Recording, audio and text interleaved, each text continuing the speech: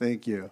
Um, so I'll invite you all to pick any of these questions. There's no particular right order to go into, but if any of you have even just a reaction, a thought, even if you have, like we mentioned, um, it's okay to be raggedy. You don't have to have a fully baked thought. If you have any experiences that you've had recently that touch on reaching and identifying underserved communities, any recent decisions that were made that you thought either were a good example of using an equity lens or maybe could have benefited from having an intentional equity discussion. University and just really in discomfort with these issues a lot these days because I don't feel like I've spent some time, but I feel like it's a little bit thinking about ocean planning is very much seems othered, I think, to communities, so particularly disadvantaged communities. So I feel like it's a very challenging thing to be in community with other folks. So it's not only identifying them, but not somehow figuring out how you develop that common sense of community and how ocean planning can somehow be integral to that. So it's just very hard for me to think about. It always seems like I'm bringing ocean planning to somebody and convincing them that they should care. And so I just feel it's just a real challenge for me about what it means to be identifying underserved communities, because that almost seems like, oh, you're other, so why don't you come talk to us and tell us how to do it? I was at a meeting recently and somebody said, I really am interested in what you're doing in your community. Can I come figure out how you're working in your community? And she said, yeah, no, I don't have time to teach you what my community needs. So if you don't want to do something with me, then I really am not in it. So maybe that's not directly answer to the community, but I'm trying to think a little bit about how we somehow figure out what oceans mean to those communities and then have a discussion about it after that. I have sorry, I'm going to take over. I have a follow-up question on that, and you can answer that or anyone else can answer, but outside of practitioners like yourselves, what experience, whether it's marginalized communities or not, if it's just regular folks, what experience do you all have with interfacing or taking in feedback and information from just normal residents and community members? I'd be interested in somebody who does this kind of in the state programs because they work with communities. So I think in general, that's a challenge even in general. It's a general challenge. So then how do you reflect the diversity of communities in a way? So I'm not sure that challenge is, I feel like it's a consistent challenge for us all to reflect community, even what wouldn't necessarily be considered disadvantaged. So I think there's a threshold challenge in ocean issues to begin with. Maybe that's kind of what you're getting. And I want to name that, yeah. I just wanted to name that. That's probably a common challenge, so maybe that's okay, right? But then figuring out how then you differentiate or understand how the inequities play across the various communities in your portfolio, that might be the question. I think we had a comment back there. Hi, my name's Noah Chesnin. I work for the Wildlife Conservation Society, which operates the New York Aquarium as well as the zoos in New York City. So it's a historically white-led organization, but we're based in the South Bronx, in southern Brooklyn, and across across the boroughs except for Staten Island. Over the last several years, and really building from the experience with Superstorm Sandy, where we had 8 feet of flooding in the aquarium, we know that our neighbors had 10 feet of flooding in their apartments and homes. And so as we started listening and talking to our neighbors about what's impacting them day to day and what their needs were, we realized that the solutions that they're going to benefit, especially the residents to the west end of Coney Island, which is an environmental justice community, are the solutions that are going to meet their needs will help the full peninsula of Coney Island, including the aquarium in terms of coastal resilience. And so to sort of build on that high-level understanding, we started to work with community partners to host workshops where residents, whether they work in these issues or just live in the neighborhood, were invited to participate, share their knowledge, but also interface with staff from the aquarium, staff from the city or state agencies, from local nonprofits and sort of engage in a dialogue. And we didn't know where that would go. And we're still in the middle of that process, but we're starting to identify what the community that participates, and that's right, there's barriers to participation. We've offered translation and interpretation. We've offered free daycare as well as free food for participants, hosting meetings on Saturdays, but that's a challenge for some of the members of the Jewish community in the neighborhood. So there's like barriers to participation that we've identified. But the goal, I think, from the aquarium's perspective was to provide a forum for discussion, not knowing where it would lead, but trusting that the residents would hopefully build trust with us and that we could find solutions that we could jointly advocate for with them. So we didn't know what the outcomes would be, wouldn't know what policies would be advocating for when we started, and we're still honing in on them. But that uncertainty, I think, helped build that trust, and was a hard process institutionally, where an older organization that has its structures didn't always look outside of its own staff for the solutions that we would then advocate for. So just one potential model that's has its flaws, but is hopefully moving forward in a positive direction. Hi, my name is Kaylin Huckabee. I attend the University of Maryland Eastern Shore. I'm a PhD student, and I'm also a member of the NOAA LMR CSC, which, interestingly enough, a lot of people don't know. UMES is actually a historically Black college or university, and the purpose of the NOAA Cooperative Science Centers is to increase diversity within NOAA and within the marine science space. And so I feel like a lot of times, often when I go to meetings, or often when social science is discussed, because it's a really big point for NOAA LMR CSC that all students have a social science component to their research, that a lot of times I feel like when I think about engaging communities and I think about engaging different underrepresented peoples, I feel like a lot of times marine science is very much so seen as still very white in general.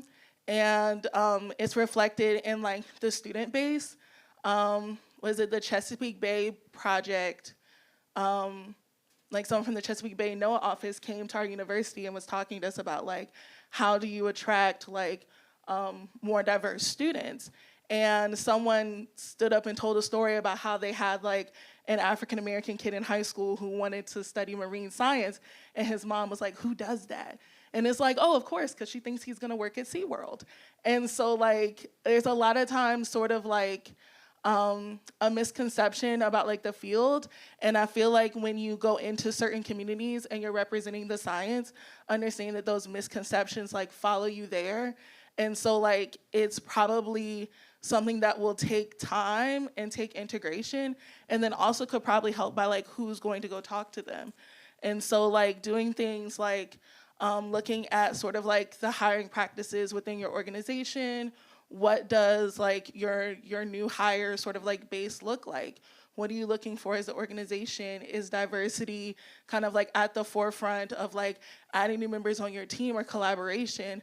I feel those are the type of things that then when you go into different communities or you ask for engagement, they can see that you're already engaging with them, and it helps them want to engage with you, and it helps break down some of those misconceptions about just basically what people do, so that it stops becoming about the lofty science and about kind of this conception of what marine science is, and it turns back into, oh, my grandpa used to fish here, we used to fish, it's not the same as it used to be, or the weather, it's not the same as what it used to be, beach days. And so that kind of makes it maybe a different conversation, and maybe an easier conversation that people feel more engaged in. And just to jump on that, I just want to reiterate that one of the usefulness of having using an equity lens tool explicitly is that you can put it can work in different scenarios. And so it can be in a scenario where you are literally doing ocean planning, or it could also be, a decision around hiring, a decision around who you are selecting to represent your organization at an event. So it really can cover a myriad of different processes, decisions, policies. It's just a matter of, getting the dedication to bring that up whenever you can, because I think all of us work in environments where we need to make quick decisions, and oftentimes speed is important, and we forget to take a breather and decide, hey, have we considered everything that we need before we make this decision? Oh, go for it. Thanks. I think one of the things that's keenly of interest to me is actually like very back to the basics of identifying underserved communities. And I think that's something that you just kind of touched on here, is like understanding who it is we want to talk to, and then we can kind of figure out what the best approach is for meeting people where they are and kind of creating that entry point, something that's digestible to a wider audience. But the first step in my mind is like actually taking a step back and, really figuring out in the Mid-Atlantic here. So we have this national ocean justice strategy, right?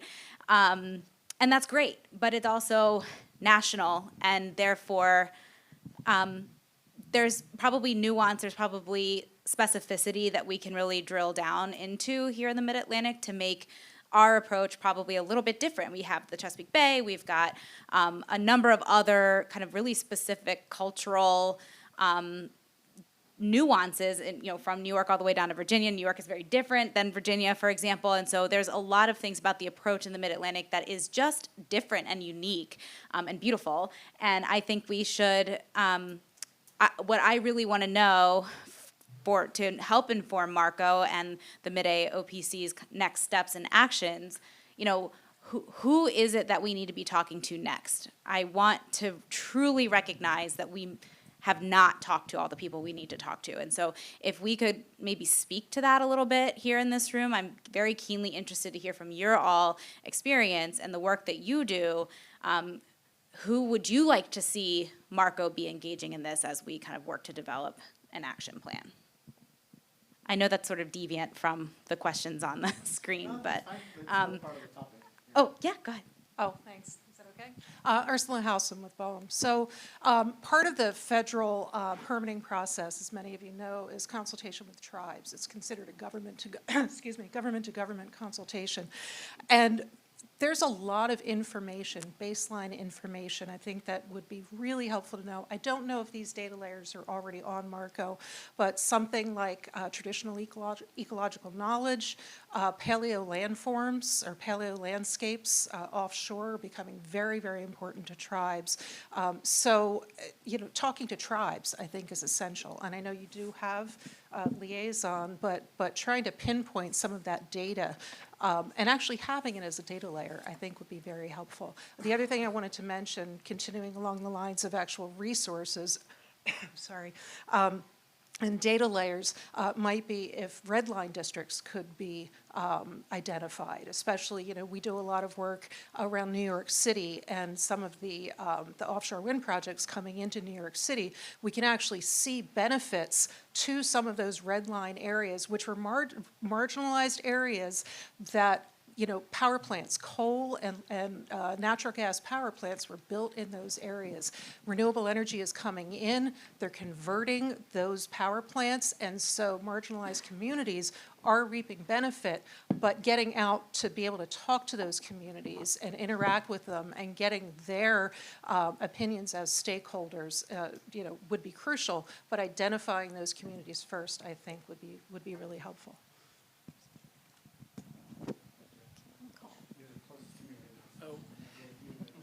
Oh, thank you. I appreciate that. Jesse Cleary, Duke University.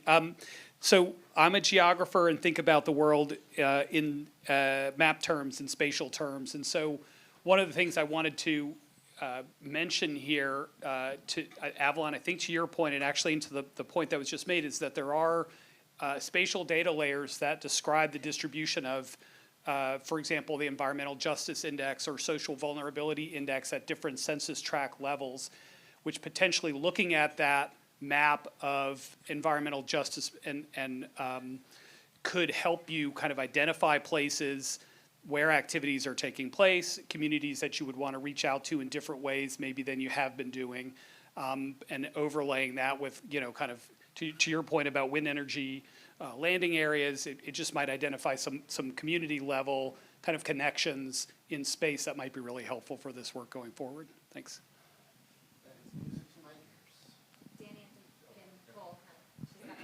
I give the mic. Hi. Hi, everyone. I'm Kim Cole. I'm from Delaware. I wanted to follow up on what Ursula mentioned about the tribes, is also including state tribes as well as part of that, which is not a federal government, right? So making sure that we're including them as well. I also wanted to note something that our DENREC Chief of Staff mentioned this morning in her keynote about Delaware had been pulling together a tool to help identify specifically equity focus areas in the state. Building upon that is also noting that equity focus areas are throughout the state. Now, granted, Delaware's small, but we're awesome. But so we have equity focus areas all the way throughout the state, and not focusing when we're reaching out about ocean resources just to the, what someone may typically say, the coast, right? But you really need to engage the entire state. So when we're looking at ocean planning, and part of what Christy has been working on with Delaware's ocean planning effort is holding stakeholder meetings and listening sessions throughout the entire state. But those are the things I wanted to mention, is like we do have resources for Delaware that identify equity focus areas specifically.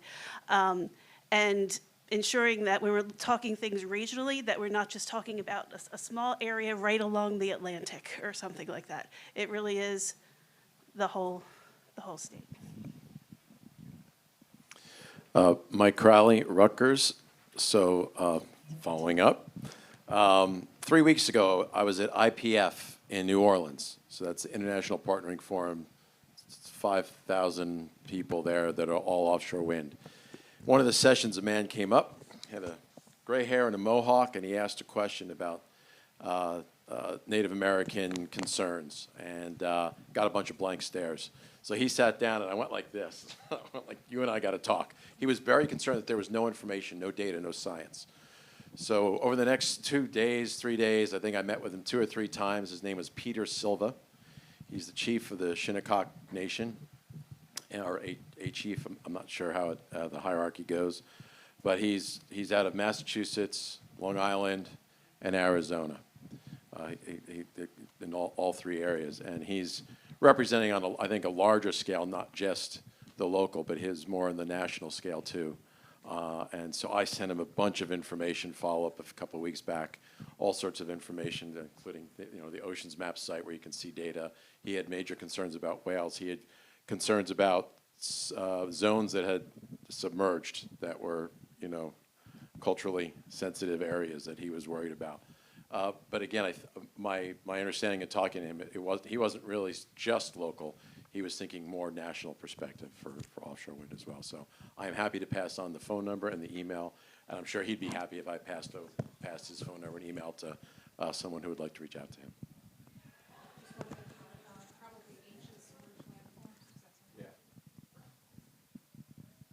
Awesome. Anyone else? I've got someone over here. Hi. I just wanted to follow up on the environmental data, the environmental justice data that Jesse brought up, and you were talking about the Delaware data. I've been involved in creating regional critical impact assessments for onshore routing for offshore wind developers that are looking at a broad scale, like which state would I want to land in. So environmental justice data is one of the constraints that we use and provide to the developer. And each state had different criteria, so we used to have to go into the census data and then identify environmental justice communities on a state basis. But the EPA recently published a federal standardized environmental justice data layer that's downloadable and has web services, and I believe it's from the 2023 census data, and it identifies minority communities and low-income communities. Noah from WCS once more. Avalon, your question, got me thinking about, in a sense, the way that the federal government is dedicating, through the Justice 40 initiative, 40% of funding from federal resources, including the IRA or BIL funding, to ensure that it's meeting the needs of environmental justice communities. And I'm curious if there's a way for Marco to work with the federal OPC to think about where funding is flowing into our region and then identify the gaps where it isn't flowing as a way to identify the communities that are not being met, whose needs aren't being met. And I think the same could maybe be said in terms of as New York State is building its infrastructure to spend down the Environmental Bond Act. They're starting to think pretty creatively and critically about how to ensure that they meet their targets at the state level for that funding. So, as one state example, that could shed light on models or gaps for the region writ large. So I just have one kind of observation, which is that I don't think the environmental justice model in terrestrial communities is necessarily completely transferable to ocean justice. I think we are talking about broad ocean public space. It's not land use. And I'm just saying we need to be aware that ocean justice is a different issue that can be informed by environmental justice and framework like that. That's all. I just feel like, and as much as I love the geospatial stuff and I love the ocean science stuff, that might not be sufficient. That plays into some old biases. The bias of science and experts, the bias of place versus benefits. So we do need to be aware that all those are informed things. They can also be ways of, you can't explain to justice communities why they should agree with you.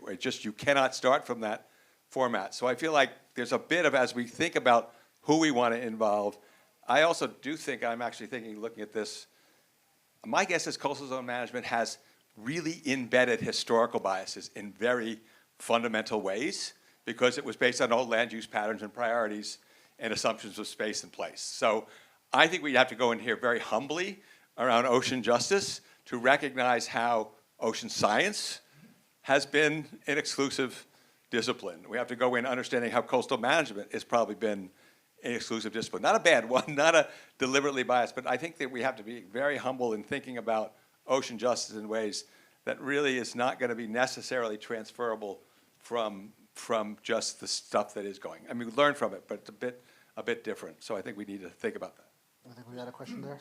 Just to build on that quickly a little bit, because I've been sitting here thinking about, well, how do we map these things? And gosh, I don't want to raise my hand and ask, do we already know? Because then people would know that I didn't know it. But I was, Googling, and I found that EJ, Environmental Justice Community Tool, on the EPA site, and it works. I made an environmental justice report from this point in a 1 mile circle around me, and it's like, wow, there's some data there that we could probably mine and probably get into the ocean data portal. But what Tony's saying, I'm thinking about just imagining that the land-based scores include things like access to natural resources, like parks, probably is in there, and just access to offshore wind electrons. But I was thinking fish. Access to fisheries. There's some really interesting and different issues that we probably can't just transfer our concepts. Similarly, like terrestrial ecology to marine ecology, you need to think about it a little differently. This is all super helpful. Awesome. Thank you for keeping on. So I'm going to say I'm struggling with the focus here, and I'm struggling with the phrase underserved by regional ocean planning. I think there's a huge amount of data out there already about what underserved is. They are done at the federal level, they are done at the state level, there are, depending on what the authorities are of the agency, there are a bunch of tools. The regional ocean planning is what is within the purview of Marco and this group to focus on? What are the decisions we are making that we have some control over, what the changes are we want to see? So I think underserved is, there's a broad swath of the public that is underserved by government programs, by the whole range of things that we do. I'm just trying to figure out how do we focus this so it's not like reinventing the wheel, reinventing the data that's already out there. That data can tell you a lot of different things about the population. They aren't really, at the end of the day, going to give you all the information you need to engage with the community and help them feel like they're empowered to be more part of this process. So I guess I'm starting with the language problem here, but I don't think data informs what you do. Data doesn't give you the answer. Sorry, Jesse, I'm sorry. And again, we have 3 breakout rooms, and one of them is around communication, and one of them is around coastal access. And so for this particular breakout, I think Avalon wants to focus on, do we know, in the context of ocean justice, who are underserved communities? And if we have data that spans a bunch of different categories and a bunch of different factors, does that mean that entities like Marco and the Mid-Atlantic Ocean Planning Community need to make decisions about how to organize that data? So if I may, just to build on what Darlene said, John Curriauer from NOAA's Office for Coastal Management, like Darlene. Avalon, we have some summary information on these tools at the federal and state level. Happy to get that to you. My thought is that maybe focusing on identifying communities is not the right question here. And I think, as Darlene was saying, it's like, what are the, when are key decision points going to occur, or approximately when? And how do you want these underserved communities to have the opportunity to participate? And I think that their capacity is going to be lacking, but someone was just telling me earlier at lunch that a transmission line is being planned to come ashore close to my brother's house in a very affluent area of New Jersey. But there's also a lot of underprivileged communities in that area as well. So the question might be, can you pilot some projects where you're doing that in 1 or 2 places and you're making attempts to successfully engage those communities, bring this up, let them know how and when they can contribute. Because it may not be in the context of ocean planning at a BOEM permit meeting, it may be at a local zoning meeting. It may be at some other meeting that we're not even aware of that the state devises for these purposes. So just the thought that really it was, from my perspective, it's like, where are there opportunities? When will those occur? And are they interested in, can you help them? If they're interested, can you help them participate in the process? I mean, heck, lots of us are trained in these areas, and I don't participate in my local planning and zoning process, so.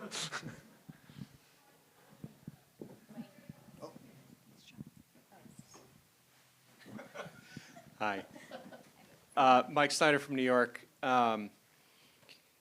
There's a lot here, obviously, and I'm not going to try to, give my thoughts on everything. But I will say, there's a couple of things that in my experience, have been really challenging with this question, and it's like a first-order question, and I'm still sitting here in this room, still struggling with this question, even though I do this, on a daily basis. And I think part of the reason is because we don't have processes in place at the state level and at the federal level, whatever level, to really engage people proactively. We are kind of designed to solicit information in a very regimented way and to accept that information in a regimented way and to process that information in a regimented way, and none of that serves the communities that we're trying to reach.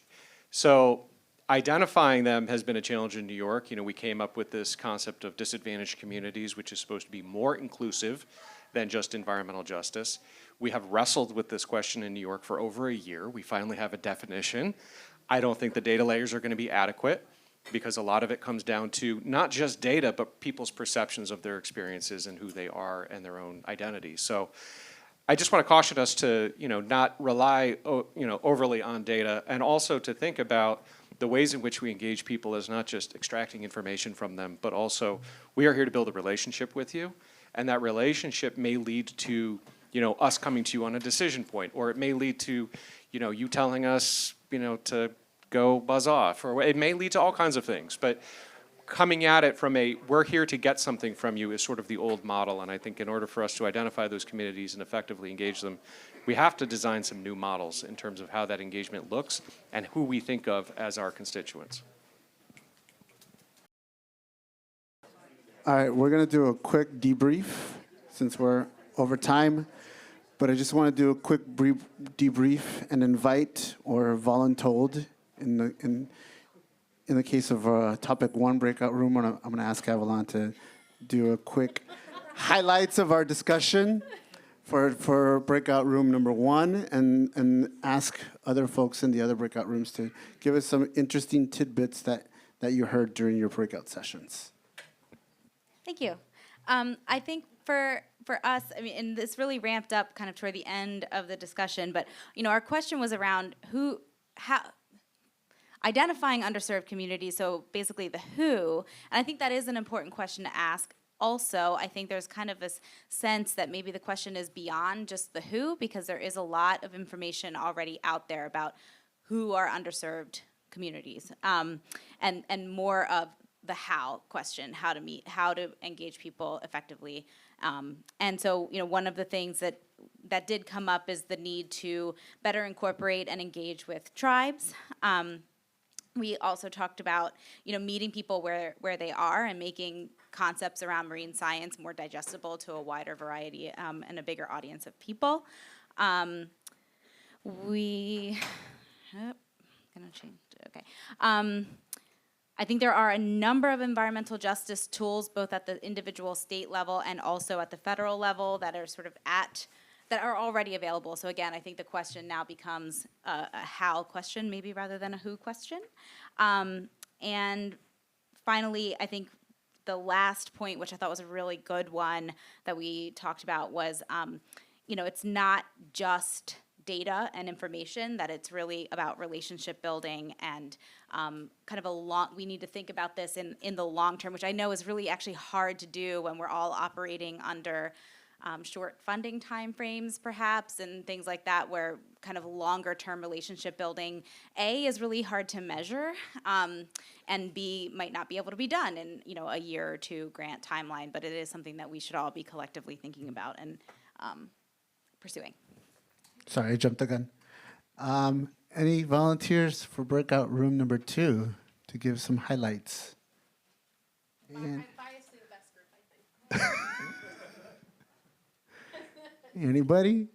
Anybody from group 2 want to just really quickly just summarize some of the things that we chatted about in our group? It's not hard. Do you want to? Don't be shy. I'm having a mental block, so that's why I'm pausing over here. But I think we got into the hows a lot. Our question was over harnessing effective communication, and timelines, be it grant timelines, be it permitting timelines. Those were all things that we discussed as kind of hurdles to having that effective communication. We also kind of talked about a little bit towards the end, meeting people where they are, like having the right channels of communications with them. If not everybody's getting information from the same places, not everybody's pursuing the information, you may be fatiguing the communities that are looking for it by having engagement after engagement, but you're not necessarily reaching the people who may want to be consulted on things. And so just kind of identifying those challenges there. Am I missing anything, folks in our group? I think that's perfect. Okay, yeah, thank you. Thank you. No, thank you. And again, just a lot of really great just call outs in general, right? How are we communicating back to our scientists, right? How is that dialogue kind of showing up, and what's showing up when those conversations are happening? So thank you, group 2. Appreciate you. Group 3. Who's going to be the brave soul from group 3? Voluntold. What? Or will someone be voluntold? Are you going to volunteer someone, Stephanie? I don't want to. So anyone from group 3 want to just share a little bit about what we talked about? Yeah. Hi. So I think even though we didn't discuss this, I think what we actually ended agreeing upon is that it's often the process.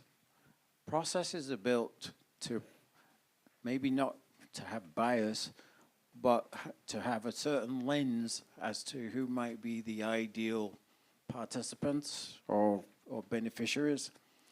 So I think everyone can look at their own process and figure out is bias built in. And we actually had a very wide-ranging discussion as to who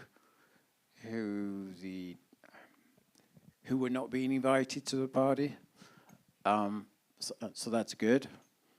And I think we all recognize that it's not a new phenomena. Is that reasonable? Yeah, that's great. Thank you. Yeah, and then just to add to that, there was also a lot of talk on, the financial barriers and the very real financial barriers to a lot of this work. And so that's, again, something that, we'll take back and look more into. But thank you, Group 3. Thank you all so much for your time. Thank you all so much again for your time, especially post-lunch session. Really appreciate all of your energy, and thank you. More to come.